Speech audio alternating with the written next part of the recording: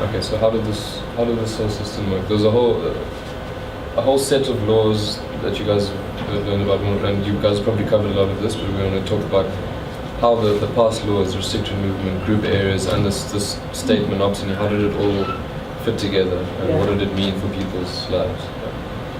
Okay, so firstly, group areas and restricted movement past laws restricted the majority of black people to living in reserves. Secondly, the system of taxes, the Glenn Gray, the hut tax, poll taxes, coerced the population into seeking jobs in the mines. So just to add the third and fourth thing, recruiting agencies, the monopsony we talked about, keeping wages low, and then this, which you've raised now about past laws, denial of residential rights, short-term contracts. How do all these different elements fit together? So, okay, I'm sure you guys have seen this before. This is a map of the reserves, the reserve system.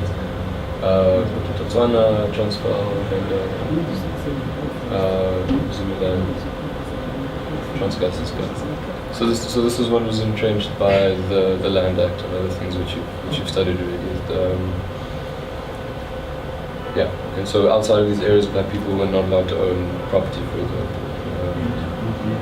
We know about that. But let's see how this fitted into the economic system that we're talking about. And the main thing we'll talk about is the migrant labor system, which exists to this day. We know this. So firstly, the denial of political rights of migrants. So when if you're traveling from the Transkei to go work in a mine on the Witwatersrand in Joburg, you weren't considered a citizen. You were considered like a foreigner. You didn't have the rights of a citizen. You could obviously, back in that day, black people couldn't vote. Residential rights were restricted. Any resistance to that was met with suppression. Going through things but it's building up.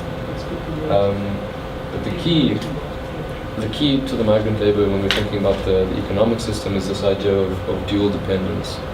And again, we'll see it's related to this thing of keeping wages low. So dual dependence, double dependence. So the first kind of dependence is that the family back in the reserve, to live, is dependent on the worker in the mines, who's sending some of his wages back so that they can live. Because obviously also, just to go back to this map, when you have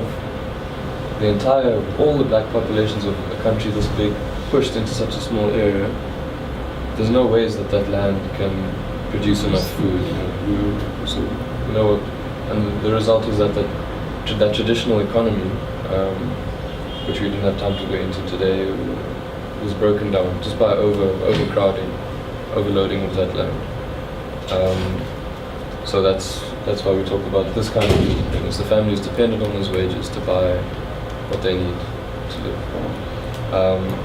The second part of the dual dependence is that the worker was then dependent on the family in the reserves to support them when they were too old to work, then go back and live there. And the kind of one of the technical terms to describe this is that the system is shifting the cost of reproduction, the cost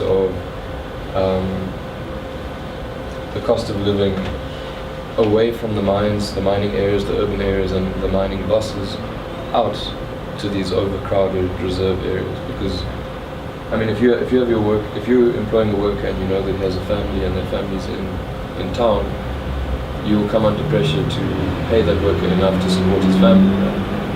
But by having the families out in the reserve areas, these mine bosses were able to keep up